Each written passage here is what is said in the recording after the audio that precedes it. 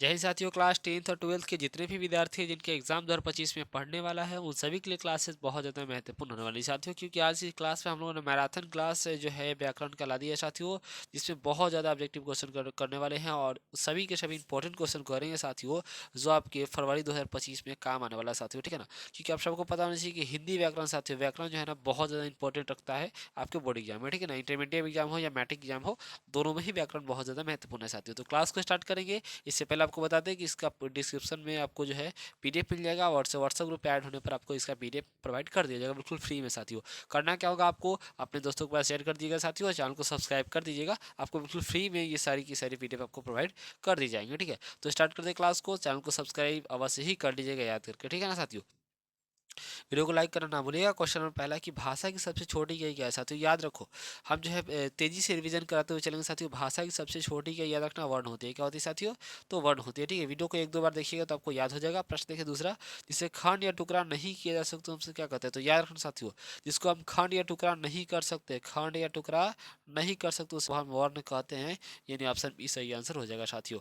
अगला क्वेश्चन की बात करेंगे साथियों। अगला क्वेश्चन है कि वर्णों के समुदाय समुदाय को क्या कहते हैं सही, तो याद रखना कि वर्णों के समूह को साथियों वर्णमाला कहते हैं। क्या कहते हैं साथियों, वर्णमाला। ऑप्शन नंबर ए बिल्कुल सही आंसर हो जाएगा साथियों। अगला क्वेश्चन देखो साथियों, अगला क्वेश्चन आपका 4 नंबर की हिंदी वर्णमाला में कितने स्वर्ण है बताइए। स्वर्ण कितने होते हैं बताइए साथियों, हिंदी वर्णमाला में स्वर्ण की संख्या कितनी होती है, तो यार रखना 11 को। कितना होगा, 11 को होता है साथियों। ठीक है ना, अगला क्वेश्चन की हम बात करेंगे क्वेश्चन नंबर 5। क्वेश्चन नंबर 5 है साथियों कि हिंदी वर्णमाला में व्यंजन वर्णों की संख्या, तो याद रखना कि वर्ण की संख्या, वर्णमाला की संख्या कितनी बताया हमने, 11 बताया।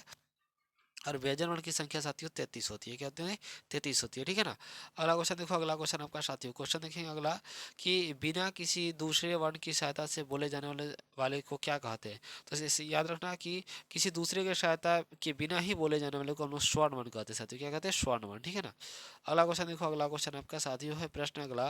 अगला क्वेश्चन की अगर बात करें, प्रश्न की जो वर्ण स्वर्ण वर्ण की सहायता से बोले जाते हैं उन्हें हम क्या कहते हैं, तो जो स्वर्ण वर्ण की सहायता से बोले जाते हैं उन्हें हम लोग व्यंजन वर्ण कहते हैं। याद रहेगा, व्यंजन वर्ण कहते हैं साथियों। ठीक है ना, एकदम इजी जी प्रश्न पूछा जाएगा, लेकिन आपको याद करना बहुत ज़्यादा महत्वपूर्ण है साथियों।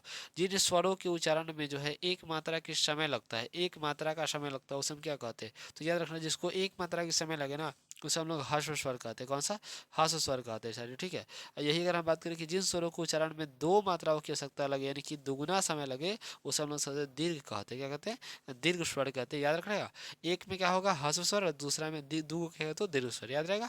चलो, प्रश्न है कि संयुक्त व्यंजन क्या होगा इसमें, बताओ संयुक्त व्यंजन क्या हो जाएगा। देखो छ भी होगा, त्र भी होगा, ज्ञ भी होगा और ज्ञ भी होगा, यानी उपयुक्त तो सभी हो जाएगा। डी आंसर सही हो जाएगा साथियों। अगला क्वेश्चन देखो। क्वेश्चन है कि अयोग वाह क्या है बताओ।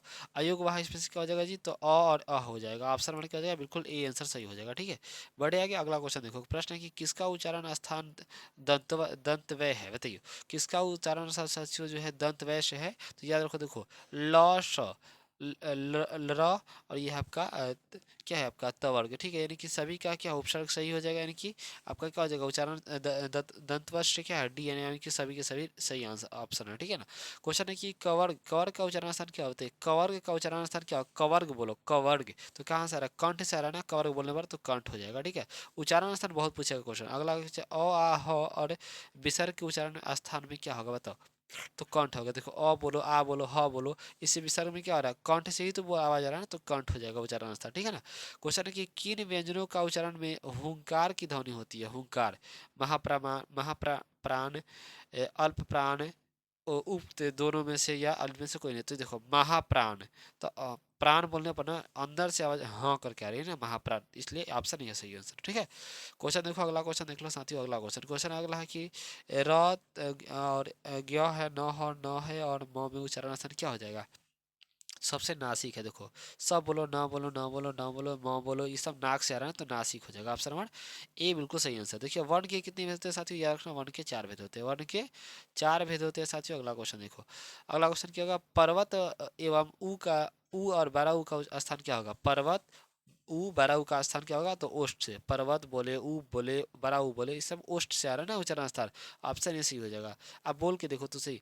री का स्थान क्या है, री। री जब बोलने पर क्या है, री री आ रहा है मुर्दा से, री मुख से बोल रहे हैं, तो ऑप्शन बने बिल्कुल सही आंसर। ठीक है, बढ़े आगे। अगला क्वेश्चन देखो साथियों, अगला क्वेश्चन है कि मुर्दा किसका उच्चारण स्थान है, बताइए इसमें से। कवर्ग, चवर्ग, टवर्ग या तवर्ग। तो देखो टवर्ग बोलने पर ना मृदा से आ रही है, मृदा से आ रही है। ऑप्शन मतलब क्या होगा, सी आंसर बिल्कुल सही आंसर। ठीक है, देखो तलाइबे का उच्चारण स्थान क्या होगा, तलाइबे तलाइबे जब बोलने पर तो मुंह से आ रही है, तलाइबे अंदर से आ रही है, मुंह से आवाज आ रही है। Option number C answer. ठीक है, व का उच्चारण स्थान क्या होगा, बताओ व का उच्चारण स्थान क्या होगा जी, बताओ तो व का। तो व बोलने पर दंत और ओष्ठ से व, तो दंत और ओष्ठ से आ रहा है ना, ऑप्शन नंबर क्या हो जाएगा, ए बिल्कुल सही आंसर। ठीक है, बड़े अगला अगला देखो चवर्ग, चवर्ग का उच्चारण स्थान क्या होगा, चवर्ग। च वर्ग बोलने पर आ रहा है तालु से आ रहा है, तालु से जीभ टच हो रहा है, तवर्ग चवर्ग है ना। ऑप्शन क्या और डी होगा। तलाइबेसा का उच्चारण स्थान क्या होगा, तलाइबेसा। तलाइबेसा देखो, तलाइबेसा तालु से आ रहा है, तलाइबेसा। ठीक है ना, ठीक है ना। देखो यहाँ पर य का स्थान क्या है, य का देखो तालु, य बोलने पर तालु से आ रहा है ना, ऑप्शन नंबर डी हो जाएगा। अगला क्वेश्चन देखो, प्रश्न है ई और बड़ी ई का उच्चारण स्थान क्या है, ई बड़ी ई, ई बड़ी ई, ये आप देखो कंठ से, ई बड़ी, ऑप्शन क्या होगा बी, कंठ से आ रहा है आवाज। ठीक है जी, क्वेश्चन है कि इनमें से किसका उच्चारण स्थान कंठ से नहीं है, देखो अ, ख, विसर्ग, त। तो देखो यहाँ पर देखो त का आवाज तालु से आ रहा है, बल्कि कंठ से, तीनों का कंठ से तो आ रहा है, लेकिन त का तालु से आ रहा है। ठीक है ना। अब देखो क्वेश्चन है कि बनावट के आधार पर शब्द के भेद कितने होते हैं, तो बनावट के आधार पर शब्द के 3 भेद होते हैं, याद रखेगा।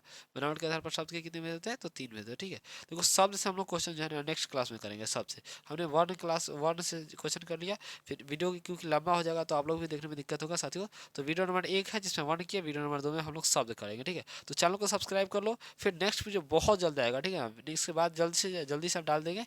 देखिए सभी के सभी क्वेश्चन इंपॉर्टेंट है। तो मिलते हैं नेक्स्ट क्लास में, सभी को जय हिंद।